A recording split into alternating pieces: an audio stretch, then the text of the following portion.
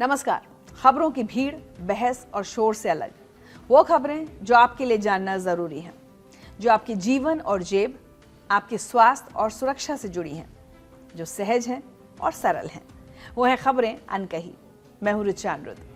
पहले आपको दिन की बड़ी खबरें बता देती हूं। सीनियर जज जस्टिस सूर्यकांत देश के 53वें चीफ जस्टिस ऑफ इंडिया हो सकते हैं। मौजूदा chief justice Bhushan R Gavai ने केंद्र सरकार से इनके नाम की सिफारिश की है। इसके साथ सीजेआई नियुक्ति की प्रक्रिया शुरू हो गई है। सीजेआई गवई का कार्यकाल 23 नवंबर को खत्म हो रहा है। चक्रवाती तूफान मोन्था के कारण आंध्र प्रदेश, उड़ीसा और तमिलनाडु में भारी बारिश और तेज हवाओं का खतरा मंडरा रहा है। केंद्र और राज्य सरकारों ने राहत दलों को अलर्ट पर रखकर पहले ही तैयारी शुरू कर दी है। मोन्था के कल सुबह तक गंभीर चक्रवाती तूफान में तब्दील होने की आशंका है। भारतीय वनडे टीम के उप कप्तान श्रेयस अय्यर को सिडनी के एक हॉस्पिटल में भर्ती कराया गया है। वो अभी आईसीयू में भर्ती हैं। रिपोर्ट के मुताबिक उन्हें ऑस्ट्रेलिया के खिलाफ तीसरे मैच के दौरान पसलियों में चोट लगने की वजह से इंटरनल ब्लीडिंग हुई है। फिलहाल उनकी हालत स्थिर बताई जा रही है। खबरें अनकही में आज हम बात करेंगे लगातार हो रही स्लीपर बसों की दुर्घटनाओं के बारे में। क्यों लग रही है इन बसों में आग और क्या है इससे बचने का उपाय। आज बात होगी आसियान समिट की, और चूंकि इस समिट में ट्रंप पहुंचे हैं तो जाहिर है बात टैरिफ की भी होगी। आज मैं आपको बताऊंगी कि कैसे आप अपने डिजिटल फुटप्रिंट खत्म कर सकते हैं ताकि आपकी सोशल मीडिया आइडेंटिटी सुरक्षित रह सके। और आज के शो में छठ की बात ना हो, ये कैसे हो सकता है। 23 अक्टूबर की रात आंध्र प्रदेश के कुर्नूल में हुए बस हादसे में 20 लोग जिंदा जल गए। इससे सिर्फ 9 दिन पहले राजस्थान के जैसलमेर में एक और बस में आग लगी थी, जिसमें 26 लोगों की मौत हो गई थी। कुल मिलाकर सिर्फ 10 दिन के अंदर 46 लोग बस की आग के शिकार हो गए। दोनों ही मामलों में आग बेहद तेजी से फैली और यात्रियों को बचने का मौका तक नहीं मिला। हाल ही में आगरा लखनऊ एक्सप्रेसवे पर भी एक डबल डेकर स्लीपर बस में आग लग गई। हालांकि सभी 39 यात्री सुरक्षित निकल गए। आज हम समझेंगे कि आखिर स्लीपर बसें जानलेवा क्यों बन जाती हैं और क्यों दुनिया के कई बड़े देशों ने इन पर बैन लगा दिया है। जब आप स्लीपर बस हादसों को करीब से देखेंगे तो कुछ डरावने पैटर्न्स आपको दिखाई देंगे। ज्यादातर हादसे रात के 12 बजे से सुबह 6 बजे के बीच होते हैं। ये वो समय होता है जब सभी यात्री गहरी नींद में सो रहे होते हैं। 2013 में महबूबनगर में 45 लोग, 2022 में नासिक में 12 लोग, 2023 में महाराष्ट्र के बुल्ढाना जिले में 25 लोग।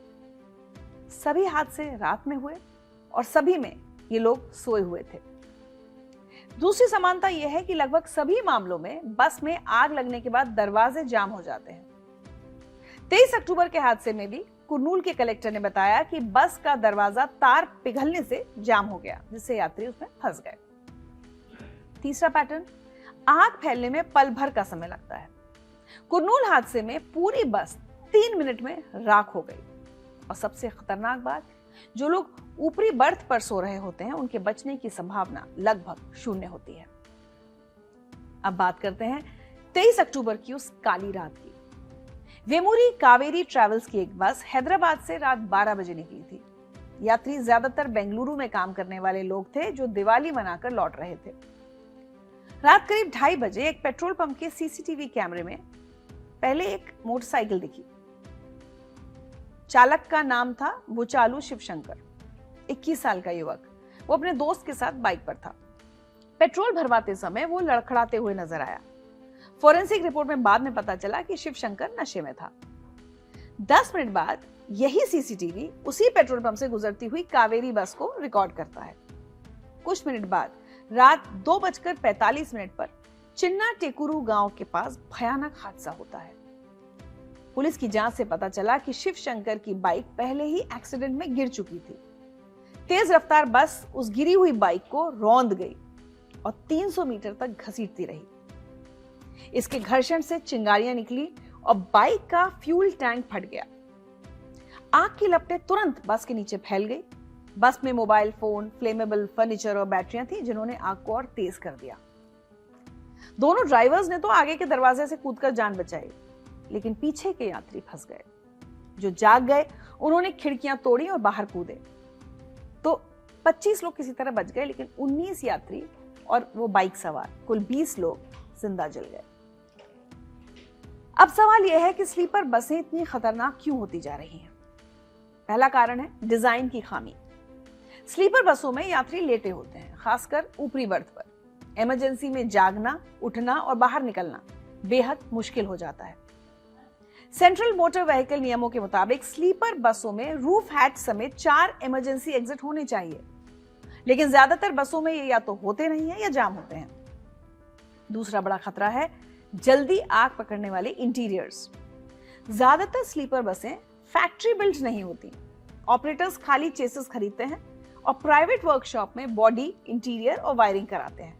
इसमें फोम के गद्दे, मोटे पर्दे और प्लास्टिक लाइनिंग्स का इस्तेमाल किया जाता है, जो कुछ ही सेकंड्स में आग पकड़ लेते हैं और जहरीली गैस भी छोड़ते हैं। तीसरी समस्या electrical overload. Inverter, extra lights, AC unit, ये सब मिलकर इलेक्ट्रिकल सिस्टम पर बोझ डालते हैं, जिससे शॉर्ट सर्किट होता है। चौथा और सबसे बड़ा खतरा, निकलने का समय नहीं मिलना। एक्सपर्ट्स कहते हैं कि हादसे के पहले 2 मिनट जीवन मृत्यु तय करते हैं, लेकिन स्लीपर बसों में ज्यादातर यात्री सोए होते हैं और जब तक जागते हैं बस में धुआं भर चुका होता है। कुर्नूल हादसे की जांच में पाया गया कि बस में फायर अलार्म, स्मोक डिटेक्टर या पर्याप्त फायर एक्सटिंग्विशर्स नहीं थे। इमरजेंसी हैमर्स भी नहीं थे। स्लीपर बसें लंबे रूट पर चलती हैं, अक्सर 10 से 12 घंटे का सफर। रात भर गाड़ी चलाने से ड्राइवर का रिस्पांस मैकेनिज्म कमजोर हो जाता है। 2018 में केंद्रीय सड़क परिवहन मंत्रालय ने 15 राज्यों में सर्वे किया।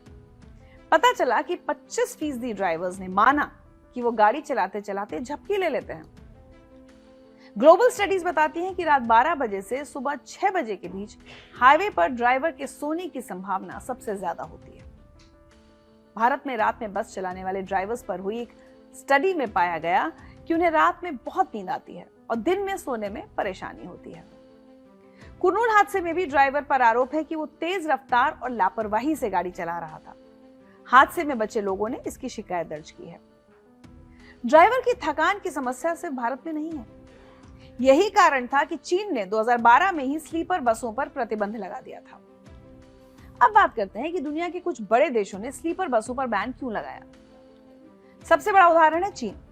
2012 से पहले चीन में हर महीने स्लीपर बस हादसे होते थे। अगस्त 2012 में यानान प्रांत में एक स्लीपर बस मेथनॉल टैंकर से टकराई और आग लग गई। 36 लोग अंदर फंसकर जल गए। इस त्रासदी के बाद चीन की सरकार ने तुरंत स्लीपर बसों के बनने और बिक्री पर रोक लगा दी। नया नियम कहता था कोई नई स्लीपर बस नहीं बनेगी और कोई नया लाइसेंस नहीं मिलेगा। जो पुरानी बसें थीं वो सिर्फ तब तक चल सकती थी जब तक उनकी लीगल सर्विसेज खत्म ना हो जाए। तो 2017 तक चीन की सड़कों से स्लीपर बसें लगभग गायब हो गई। आज अगर चीन में लंबी दूरी की यात्रा करनी है तो लोग हाई स्पीड ट्रेन या फ्लाइट लेते हैं, और जो बसें हैं वो सिर्फ सीटिंग कोच हैं, स्लीपर नहीं। नतीजा, चीन की सड़क सुरक्षा के आंकड़े सुधर गए, खासकर लंबी दूरी के परिवहन सेक्टर में। वैसे सोचें तो भारत में सब किया जा सकता है, लेकिन भारत में मुझे लगता है हमारी जान की कोई कीमत ही नहीं है।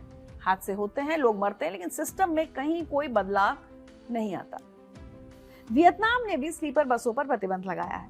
हो ची मिन सिटी में स्लीपर बसें सुबह 6 बजे से रात 10 बजे तक शहर के अंदर नहीं आ सकती। इंग्लैंड में 2000 से ही जनरल स्लीपर बसों पर बैन है। कुछ स्पेशल टूरिस्ट स्लीपर बसें चलती हैं। जर्मनी में 2006 से स्लीपर बसों पर बैन है। इसी साल यूरोपियन यूनियन के भी ज्यादातर देशों में स्लीपर बसों को बैन कर दिया गया। स्लीपर बसें सबसे पहले अमेरिका में शुरू हुई थी। 1930 के दशक में म्यूजिक बैंड ग्रुप्स के लिए इन्हें बनाया गया ताकि लंबी यात्राओं के दौरान बैंड और क्रू सो सके, आराम कर सके। धीरे धीरे ये बसें दुनिया भर में आम पैसेंजर्स के लिए भी इस्तेमाल होने लगी।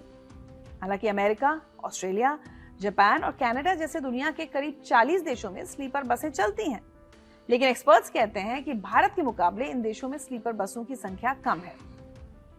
और इस तरह नियम भी नहीं तोड़े जाते होंगे ना, जैसे हमारे देश में तोड़ते हैं। डेटा एनालिस्ट कंपनी स्टैटिस्टा के मुताबिक भारत में करीब 23 लाख बसें हैं। इनमें करीब 20 लाख प्राइवेट बसें हैं और इनमें से करीब 10% यानी करीब 2 लाख स्लीपर बसें हैं। भारत में हर बड़े हादसे के बाद स्लीपर बसों पर बैन की मांग उठती है। बस डिजाइनर्स और एक्सपर्ट्स इन्हें मूविंग कॉफिन यानी चलता फिरता ताबूत कहते हैं। 2023 में महाराष्ट्र हाईवे पर 25 लोगों की मौत के बाद एक्सपर्ट्स ने एक्सप्रेसवे पर स्लीपर बसों पर बैन की मांग की थी।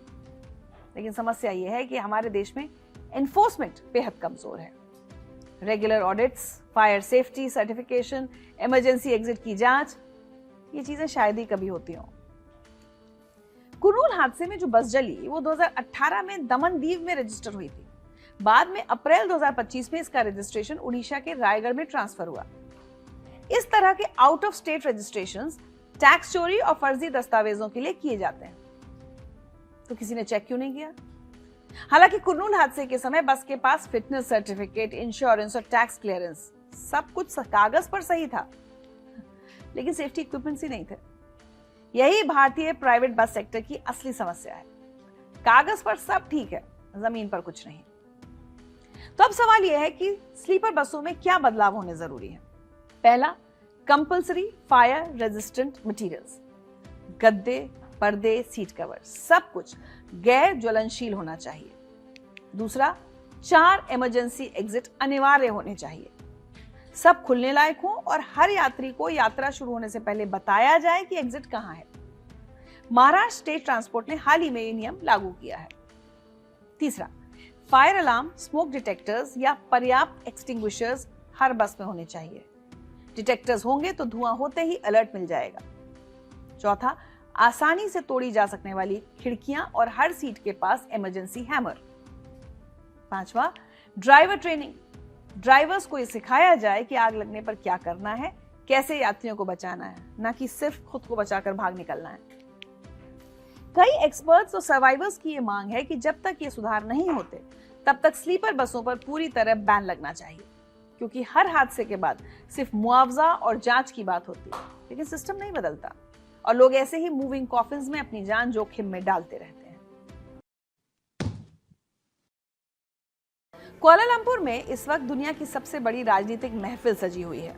यहाँ 47वां आसियान शिखर सम्मेलन चल रहा है, जहाँ करीब 2 दर्जन देशों के नेता जुटे हैं।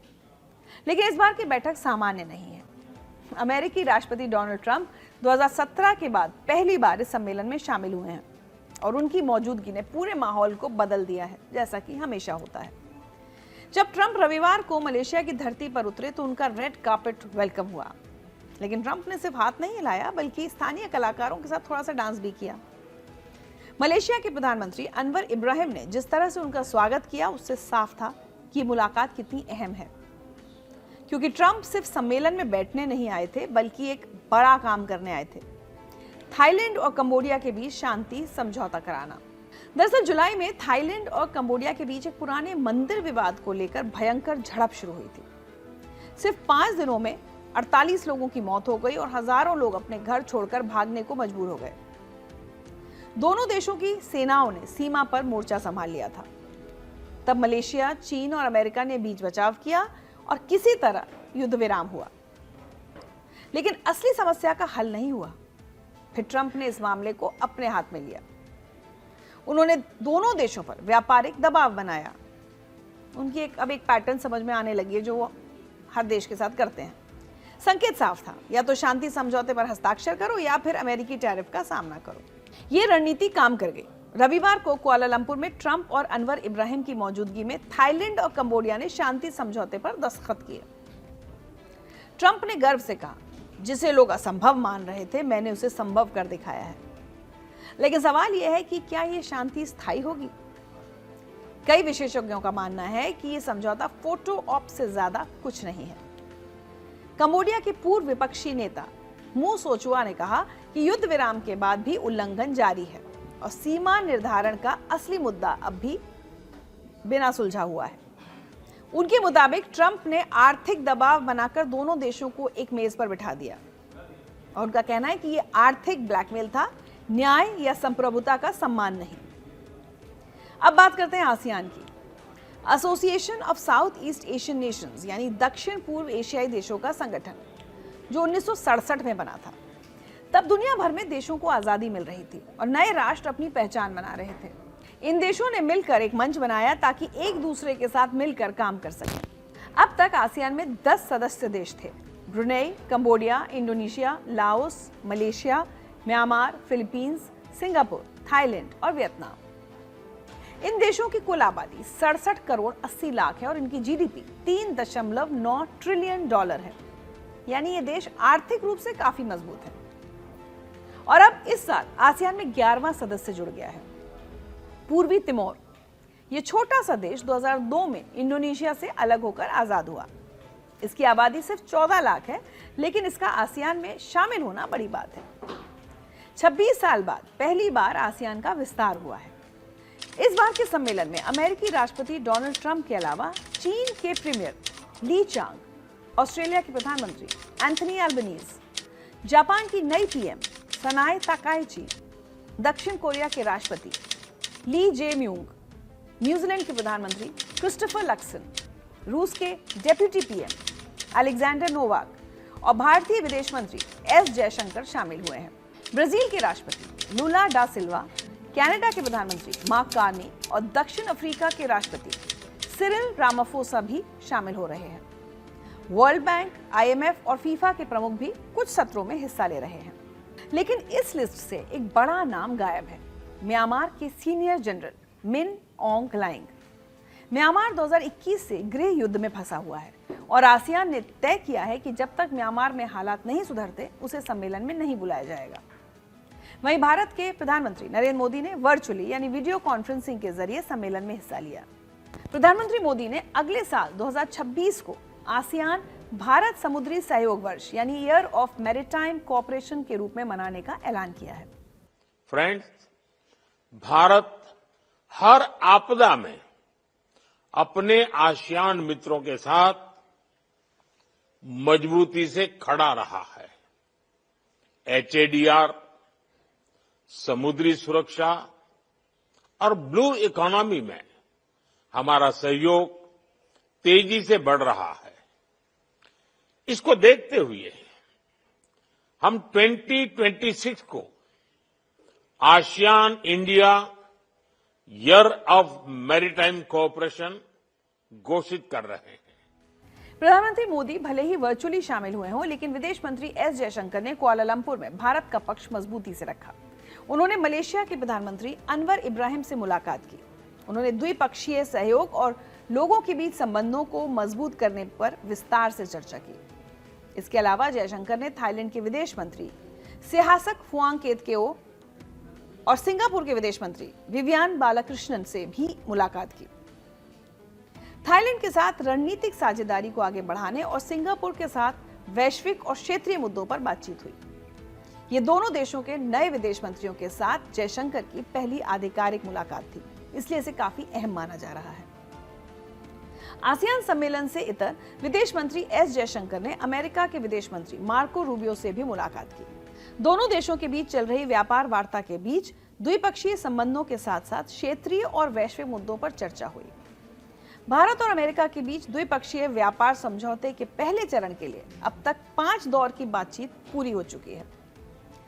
इस बार की आसियान समिट में सबसे बड़ा मुद्दा है अमेरिकी टैरिफ। ट्रंप ने अप्रैल में अपने लिबरेशन डे टैरिफ की घोषणा की थी। उन्होंने ज्यादातर देशों पर टैरिफ लगा दिए ताकि अमेरिका का व्यापार घाटा कम हो। आसियान देशों के लिए टैरिफ 10 से 20% के बीच है, लेकिन ब्रुनेई पर 25%, लाओस और म्यांमार पर 40% टैरिफ लगाया गया है। विशेषज्ञों का कहना है कि सम्मेलन में हर कोई ट्रंप से मिलना चाहता है। हर नेता उनसे अपने देश के लिए टैरिफ में छूट की बात करना चाहता है। ट्रंप के आसपास भीड़ लगी हुई है। साइडलाइन मीटिंग्स की होड़ मची है। इसके अलावा दुर्लभ खनिजों यानी रेयर अर्थ मिनरल्स का मुद्दा भी चर्चा में रहेगा। ये खनिज हाई टेक मैन्युफैक्चरिंग के लिए बेहद जरूरी है और इनके उत्पादन पर चीन का दबदबा है। अमेरिकी टैरिफ के जवाब में चीन ने रेयर अर्थ के निर्यात पर पाबंदियां सख्त कर दी हैं, जिसका असर पूरी दुनिया पर पड़ रहा है। म्यांमार का गृह युद्ध भी एक बड़ा मुद्दा है। 2021 में आसियान ने 5 पॉइंट कंसेंसस जारी किया था, जिसमें तुरंत युद्ध विराम, मानवीय सहायता और विशेष दूत नियुक्त करने की बात कही गई थी। लेकिन 4 साल बाद भी इसका कोई खास असर नहीं हुआ है। चार्ल्स सैंटियागो, जो ASEAN parliamentarians for human rights के को चेयरमैन हैं, वो कहते हैं कि म्यांमार पूरे दक्षिण पूर्व एशिया में अस्थिरता का कारण बन गया है। वहां से हथियारों और ड्रग्स की तस्करी बढ़ी है और शरणार्थी संकट पैदा हुआ है। सैंटियागो को उम्मीद भी नहीं है कि इस सम्मेलन से कुछ ठोस नतीजे निकलेंगे। इसके अलावा दक्षिण पूर्व एशिया में फैल रहे स्कैम सेंटर्स की समस्या भी चर्चा में रहेगी।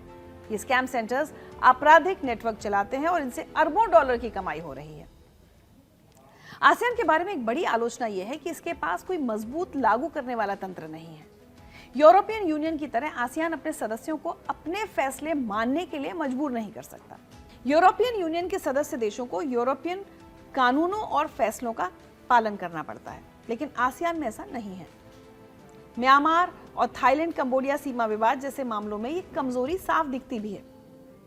आसियान सिर्फ सुझाव दे सकता है, लेकिन किसी देश को कुछ करने के लिए बाध्य नहीं कर सकता। ये समय बेहद संवेदनशील है। अमेरिकी टैरिफ और व्यापार नीतियों ने इस क्षेत्र की अर्थव्यवस्थाओं पर दबाव बनाया है। दूसरी तरफ चीन अपना प्रभाव लगातार बढ़ा रहा है। आसियान के लिए ये एक चुनौती है कि वो अपनी तटस्थता और सामूहिकता को कैसे बनाए रखे। ये सम्मेलन सिर्फ एक राजनीतिक बैठक नहीं है, बल्कि दक्षिण पूर्व एशिया के भविष्य के लिए एक महत्वपूर्ण मोड़ है। भारत के लिए भी मौका है कि वो अपनी एक्ट ईस्ट पॉलिसी को और मजबूत करे और इस क्षेत्र में अपनी भूमिका बढ़ाए। प्रधानमंत्री मोदी ने साफ कर दिया है कि भारत आसियान के साथ कंधे से कंधा मिलाकर चलने के लिए तैयार है।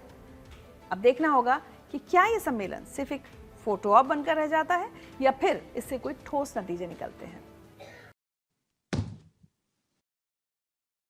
क्या आपने कभी सोचा है कि जब आप रात को सोने से पहले अपना फोन बंद करते हैं, तब भी इंटरनेट की दुनिया में आपकी एक परछाई चलती रहती है। हर सर्च, हर क्लिक, हर स्क्रॉल, सब कुछ वहां रिकॉर्ड हो रहा है और एक दिन अचानक आपको लगता है, काश मैं इस डिजिटल जाल से बाहर निकल सकूं। हाल ही में एक्स पर एक पोस्ट वायरल हुई। पैट्रिक्स एआई बज न्यूज नाम के एक एआई और टेक एक्सपर्ट ने एक धमाकेदार फॉर्मूला शेयर किया। पैट्रिक ने लिखा, मैंने अपना पूरा डिजिटल फुटप्रिंट डिलीट कर दिया। आप भी कर सकते हैं। देखिए मैंने ये कैसे किया। पैट्रिक ने इस पूरे प्रोसेस को डिटेल के साथ बताया। इस पर मैं आगे आपसे बात करूंगी, लेकिन सबसे पहले समझिए कि डिजिटल फुटप्रिंट है क्या चीज। जब आप गूगल पर कुछ सर्च करते हैं, यूट्यूब पर कोई वीडियो देखते हैं या मैप्स पर कोई जगह खोजते हैं, तो ये सारी जानकारी एक डेटा ट्रेल बना देती है। ये आपकी डिजिटल परछाई है, डिजिटल फुटप्रिंट जिसको कहते हैं। अब इसमें खतरा क्या है? भारत में 2025 में डेटा प्राइवेसी एक बड़ा मुद्दा बन चुका है। हर महीने 14 बिलियन से ज्यादा यूपीआई ट्रांजैक्शंस हो रहे हैं। एआई और ऑटोमेशन तेजी से बढ़ रहा है और इसी के साथ बढ़ रहा है आपके डेटा की सुरक्षा को खतरा या उसके मिसयूज होने का खतरा। 2025 में दुनिया भर में कई बड़े डेटा ब्रीच हुए। मई 2025 में Google, Apple, Microsoft, Facebook, Instagram और स्नैपचैट से जुड़े 18 करोड़ 40 लाख से ज्यादा लॉगिन क्रेडेंशियल्स लीक हो गए थे। बिना किसी एन्क्रिप्शन के, बिना किसी पासवर्ड प्रोटेक्शन के ये डेटा ऑनलाइन पड़ा हुआ था, जिसे कोई भी एक्सेस कर सकता था। जनवरी 2025 में पावर स्कूल का डेटा ब्रीच हुआ, जिसमें करीब 6 करोड़ स्टूडेंट्स और करीब 1 करोड़ टीचर्स का डेटा चोरी हो गया। इसमें नाम, उनके कॉन्टैक्ट डिटेल्स और सोशल सिक्योरिटी नंबर्स भी थे। सोचिए कितना बड़ा खतरा है ये। आपके डिजिटल फुटप्रिंट से आपकी पहचान चोरी हो सकती है। जॉब के जो अपॉर्चुनिटीज हैं वो खराब हो सकती हैं। आपकी और आपके परिवार की सुरक्षा खतरे में पड़ सकती है। साइबर क्रिमिनल्स आपकी ब्राउजिंग हिस्ट्री और सोशल मीडिया एक्टिविटी का इस्तेमाल करके फर्जी मैसेजेस बना सकते हैं और आपको ब्लैकमेल कर सकते हैं। अब आते हैं असली काम पर। पैट्रिक ने जो तरीका बताया, उसका पहला और सबसे जरूरी कदम है अपनी गूगल एक्टिविटी को साफ करना। अभी कैसे करना है? बहुत आसान है। आपको बस myactivity.google.com पर जाना है और अपने गूगल अकाउंट में साइन इन करना है। जैसे ही आप इस पेज पर पहुंचेंगे, आपके सामने एक पूरी दुनिया खुल जाएगी, आपकी अपनी डिजिटल दुनिया। यहां आपको दिखेगा हर वो एक्शन, हर वो कदम जो आपने कभी गूगल सर्विसेज पर किया है। मैप्स पर की गई सर्च, यूट्यूब पर देखे गए वीडियोस, इमेज सर्च, सब कुछ। अब इसे डिलीट करना बहुत आसान है। ऊपर बाईं तरफ डिलीट एक्टिविटी का ऑप्शन दिखेगा, उस पर क्लिक कीजिए। एक बॉक्स खुलेगा जिसमें आपको विकल्प मिलेंगे, last hour, last day, all time और कस्टम रेंज, जो भी समय आप डिलीट करना चाहें। अगर आप सब कुछ साफ करना चाहते हैं तो ऑल टाइम चुनिए। फिर आपको उन गूगल प्रोडक्ट्स की लिस्ट दिखेगी जो आप इस्तेमाल करते हैं, जैसे जीमेल, मैप्स, यूट्यूब। जो चाहे टिक कीजिए और डिलीट कर दीजिए। अगर किसी खास तारीख का डेटा मिटाना है तो कस्टम रेंज का इस्तेमाल कर सकते हैं। ये है आपके डिजिटल फुटप्रिंट को मिटाने की नींव। ये वो पहला कदम है जो आपको सभी डिवाइसेस से अपने निशान मिटाने में मदद करेगा।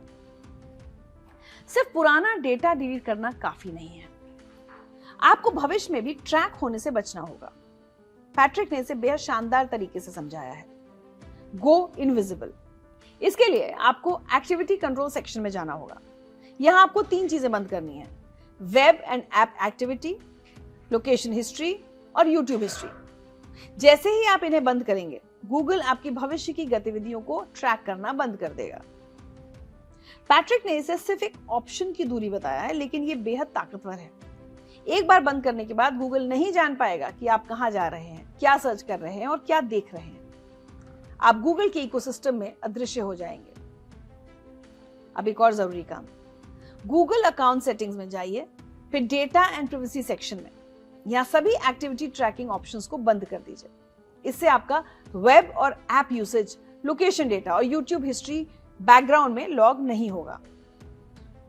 सवाल है कि क्या आपको हर कुछ महीनों में ये सब दोहराना पड़ेगा? नहीं। गूगल ने एक शानदार फीचर दिया है, ऑटो डिलीट। आपको बस myactivity.google.com/auto delete पर जाना है। यहां आप 3 चीजों में से चुन सकते हैं: web and app activity, timeline और यूट्यूब हिस्ट्री।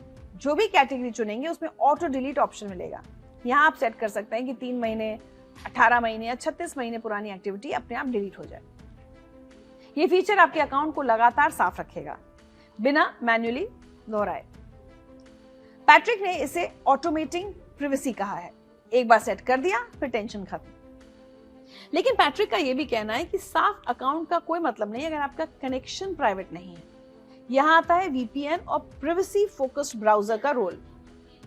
वीपीएन यानी वर्चुअल प्राइवेट नेटवर्क। यह आपके इंटरनेट कनेक्शन को एनक्रिप्ट करता है और आपकी असली लोकेशन छुपाता है। वीपीएन के साथ आपको प्राइवेसी फोकस्ड सर्च इंजन्स भी यूज करने चाहिए। अब कुछ और जरूरी बातें। पहली, पासवर्ड हर 3 से 6 महीने में बदलते रहिए। ये बेसिक सी बात लगती है, लेकिन हैकर्स के खिलाफ ये एक बहुत ही क्रूशियल डिफेंस है। दूसरा, मल्टी फैक्टर ऑथेंटिकेशन जरूर इस्तेमाल कीजिए। गूगल, एप्पल और दूसरे प्लेटफॉर्म्स पर 2FA इनेबल कर दीजिए। ये एक एक्स्ट्रा लेयर ऑफ सिक्योरिटी देती है।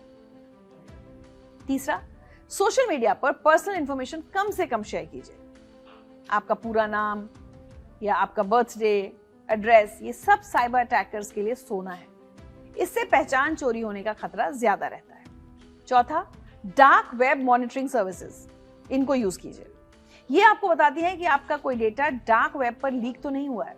अगर है तो तुरंत पासवर्ड्स अपडेट कर सकते हैं। पांचवा, पुराने अकाउंट्स को रिव्यू कीजिए।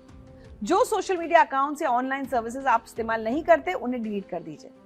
ऐप परमिशंस को रेगुलरली चेक कीजिए। भारत में 2025 में digital personal data protection act DPDP act लागू हो चुका है। यह इंडिया का अपना डेटा प्राइवेसी लॉ है जो GDPR की तरह काम करता है।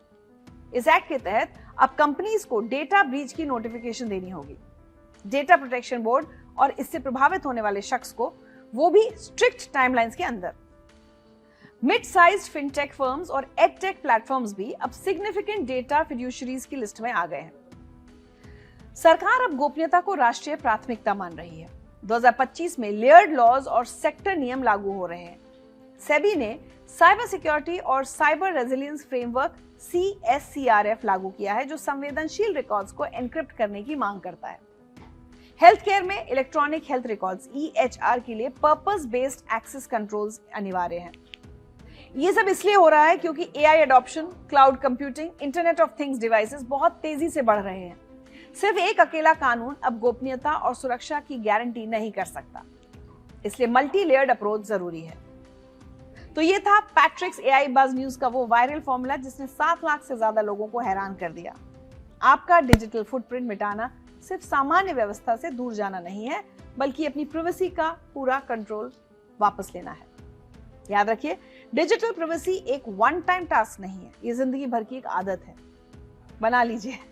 टेक प्लेटफॉर्म्स विकसित होते रहेंगे, डेटा कानून बदलते रहेंगे और ऑनलाइन इनविजिबल रहना हमेशा एक चुनौती रहेगा, लेकिन छोटे छोटे कदम एक बड़ा बदलाव ला सकते हैं। पुराने अकाउंट्स क्लीन अप करना, ऐप परमिशंस रिव्यू करना, प्रिवेसी फर्स्ट टूल्स इस्तेमाल करना, ये सब आपकी पहचान की रक्षा करने में मदद करते हैं। जिस तरह आप अपनी गाड़ी की नियमित सर्विस कराते हैं या घर की साफ सफाई कराते हैं, उसी तरह आपकी ऑनलाइन जिंदगी की भी रखवाली जरूरी है और आप ही की जिम्मेदारी है। ये एक आसान सी बात है। जैसे आप अपने शरीर का ख्याल रखते हैं, वैसे ही अपनी डिजिटल दुनिया का भी ध्यान रखना होगा, क्योंकि आज के जमाने में आपकी ऑनलाइन पहचान और असली पहचान एक ही सिक्के के दो पहलू हैं। तो आज ही शुरुआत कीजिए, गूगल एक्टिविटी साफ कीजिए, ट्रैकिंग बंद कीजिए, ऑटो डिलीट सेटअप कीजिए और वीपीएन और प्राइवेसी ब्राउजर्स यूज कीजिए, और सबसे जरूरी अपनी डिजिटल आदतों को बदलिए। याद रखिए, इंटरनेट की दुनिया में आपकी परछाई हमेशा साथ चलती है, लेकिन अब आप तय कर सकते हैं कि वो परछाई कितनी गहरी होगी। सूरज की पहली किरण से लेकर आखिरी रोशनी तक, पानी में खड़े होकर अर्घ्य देते हाथ, भक्ति में डूबे चेहरे और एक ऐसा विश्वास जो 36 घंटे तक बिना पानी के व्रत रखवा देता है। जी हाँ, हम बात कर रहे हैं छठ महापर्व की। ये पर्व सिर्फ एक रस्म नहीं, बल्कि हमारी संस्कृति की वो धड़कन है जो हजारों साल से एक जैसी चल रही है। आज हम आपको ले चलते हैं छठ की उस यात्रा पर, जहाँ इतिहास मिलता है आस्था से, परंपरा मिलती है आधुनिकता से, और एक व्रत सिखा जाता है जीवन के वो पाठ जो कोई किताब नहीं सिखा सकती। अगर पौराणिक कथाओं की माने तो छठ पूजा की जड़ें वैदिक काल तक जाती हैं। ऋग्वेद में सूर्य उपासना का जिक्र मिलता है, जहां सूर्य को जीवनदायिनी शक्ति माना गया है। लेकिन इसकी सबसे मशहूर कथा जुड़ी है महाभारत काल से। कहते हैं सूर्यपुत्र कर्ण, जो भगवान सूर्य के परम भक्त थे, वो रोज घंटों कमर तक पानी में खड़े होकर सूर्य देव को अर्घ्य देते थे। सूर्य की कृपा से ही वो महान योद्धा बने। आज भी छठ में अर्घ्य देने की यही परंपरा चली आ रही है। एक और कथा है द्रौपदी की। जब पांडव कठिन समय से गुजर रहे थे, तब द्रौपदी ने छठ व्रत रखकर सूर्य देव से अपने परिवार के कल्याण की प्रार्थना की थी। सबसे प्रेरक कहानी है राजा प्रियवद की। जब उन्हें संतान नहीं हो रही थी तो महर्षि कश्यप ने यज्ञ करवाया, लेकिन पुत्र मृत पैदा हुआ। जब राजा प्राण त्यागने लगे, तब ब्रह्मा जी की मानस कन्या देवसेना प्रकट हुई और बोली, मैं सृष्टि की छठे अंश से उत्पन्न हुई हूं, इसलिए मुझे षष्ठी कहते हैं, तुम मेरी पूजा करो। राजा ने व्रत किया और उन्हें जीवित पुत्र की प्राप्ति हुई। तभी से कार्तिक शुक्ल षष्ठी पर यह पूजा होती है। अब बात करते हैं इस 4 दिवसीय व्रत की प्रक्रिया की, जो अपने आप में एक तपस्या है। पहला दिन है नहाए खाए। इस दिन घर की पूरी सफाई होती है। व्रती नदी या तालाब में स्नान करके शुद्ध होते हैं और दिन में सिर्फ एक बार सात्विक भोजन करते हैं। लौकी, कद्दू, चावल, दाल, बिल्कुल शुद्ध और सरल। दूसरा दिन है खरना। पूरे दिन उपवास के बाद शाम को गुड़ की खीर और रोटी का प्रसाद बनता है, और जैसे ही व्रती ये प्रसाद खाते हैं, इसके बाद शुरू हो जाता है 36 घंटे का निर्जला व्रत, यानी बिना पानी पिए। तीसरा दिन सबसे महत्वपूर्ण होता है। शाम को डूबते सूर्य को अर्घ्य दिया जाता है। सूप एक लिया जाता है, जिसमें ठेकुआ, फल, गन्ना, नारियल सजाकर पानी में खड़े होकर डूबते सूर्य को श्रद्धांजलि दी जाती है। और चौथा दिन सूर्योदय से पहले ही घाट पर पहुंचना, उगते सूर्य को अर्घ्य देना, छठी माता से संतान की रक्षा की प्रार्थना करना और फिर प्रसाद खाकर व्रत खोलना। छठ में सफाई और शुद्धता का कितना ध्यान रखा जाता है, ये देखकर हैरानी होती है। घर में प्याज, लहसुन, नमक की मनाही, मिट्टी के चूल्हे पर आम की लकड़ी से प्रसाद बनाना, बांस के सूप और दौरा का इस्तेमाल, क्योंकि ये प्रकृति से जुड़े हैं। व्रती को चारपाई पर नहीं, जमीन पर सोना होता है। सूती और सादे कपड़े पहनने होते हैं। कोई दिखावा नहीं, कोई फैशन नहीं। व्रत का मूल भाव है त्याग, तपस्या और मन की शुद्धि। और सबसे बड़ी बात, व्रती के खाने के बाद ही परिवार के बाकी सदस्य खाना खा सकते हैं। पूरे 4 दिन घर में शांति, पवित्रता और अनुशासन का माहौल रहता है। सवाल ये उठता है कि सूर्य और छठी मैया की पूजा क्यों? तो समझिए, सूर्य वो देवता हैं जिन्हें हम अपनी आंखों से देख सकते हैं। सूर्य की रोशनी से ही धरती पर जीवन है, फसलें हैं, ऊर्जा है। सूर्य की उपासना यानी जीवन के स्रोत के प्रति आभार। और छठी मैया, मान्यता है कि शिशु के जन्म के बाद 6 दिन तक छठी मैया उसकी रक्षा करती हैं। वो ब्रह्मा की पुत्री हैं और सूर्य की बहन। संतान की लंबी उम्र और कुशलता के लिए छठी मैया की पूजा की जाती है। छठ की सबसे खूबसूरत बात है इसका सामाजिक पहलू। छठ के घाट पर अमीर गरीब का भेद मिट जाता है। सब एक जैसे डलिया उठाए घाट की ओर बढ़ते हैं। समाज का हर वर्ग और हर जाति का व्यक्ति इस पर्व को मनाता है। ये है छठ की समानता। परिवार और समुदाय एक साथ आते हैं, एक दूसरे के घर जाकर प्रसाद बांटते हैं, घाटों की सफाई करते हैं, नदियों और तालाबों को साफ करते हैं। ये पर्व प्रकृति से जुड़ाव का भी है। छठ में महिलाओं की अहम भूमिका होती है। पूरा पर्व वो आयोजित करती हैं, व्रत रखती हैं। ये महिला सशक्तिकरण का भी उदाहरण है। और अब बात करते हैं सबसे अहम मुद्दे की। आधुनिक समय में छठ पूजा का स्वरूप। छठ अब सिर्फ बिहार झारखंड का पर्व नहीं रहा। दिल्ली के यमुना घाट हो, मुंबई की जुहू चौपाटी हो या बेंगलुरु के कृत्रिम कुंड, हर जगह छठ की धूम है। पटना के कंकड़बाग घाट पर लाखों भक्त इकट्ठा होते हैं। दिल्ली में यमुना के घाटों पर हजारों श्रद्धालुओं के लिए ट्रैफिक व्यवस्था बदल दी जाती है। मुंबई में सरकार खुद व्यवस्थाओं की देखरेख करती है। आधुनिक युग में छठ पूजा ने एक नया रूप ले लिया है, लेकिन आस्था की गहराई में कोई कमी नहीं आई है। आज महानगरों की ऊंची ऊंची इमारतों की छतों पर छोटे छोटे घाट सजाए जाते हैं, जहां व्रती उसी श्रद्धा से डूबते और उगते सूर्य को अर्घ्य देते हैं। Amazon, ब्लिंकिट, ज़ेप्टो जैसे प्लेटफॉर्म्स पर सूप, दौरा, ठेकुआ, मोल्ड से लेकर पूरी छठ पूजा किट तक ऑनलाइन घर बैठे मंगवाई जा रही है। सोशल मीडिया पर व्रती अपने छठ घाटों की तस्वीरें, अर्घ के वीडियो और छठ गीत शेयर करके इस परंपरा को वैश्विक पहचान दे रहे हैं।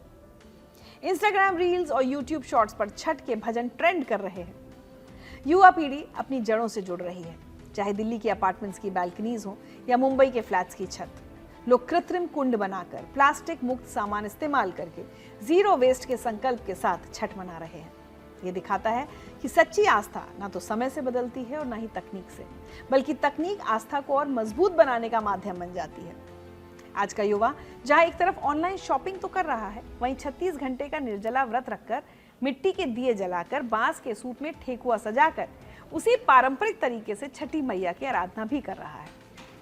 यही है छठ का असली सौंदर्य, परंपरा और आधुनिकता का अद्भुत संगम। और अब आते हैं सबसे जरूरी सवाल पर।